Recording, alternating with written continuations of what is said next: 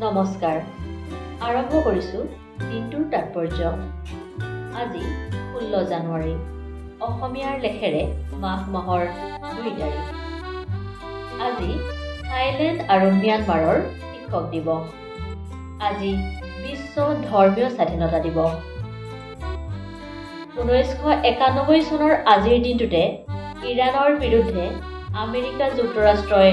Operation desert storm ঘোষণা কৰিছিল 1901 চনৰ আজিৰ দিনটোতে ভাৰতীয় পণ্ডিত সমাজ সংস্কাৰক বিচাৰপতি আৰু লেখক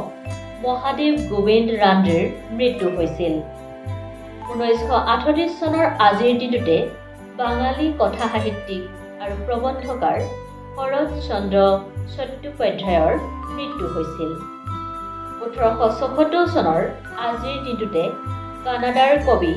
ৰবাৰ্ট চাৰ্ভিছৰ জন্ম হৈছিল 1968 চনৰ আজিৰ দিনটোতে অসমীয়া বুৰঞ্জীবিদ নকুল চন্দ্ৰ ভূঞাৰ মৃত্যু হৈছিল 2016 চনৰ আজিৰ দিনটোতে উদ্ভিদবিদ আনন্দ চন্দ্ৰ দত্তৰ মৃত্যু হৈছিল।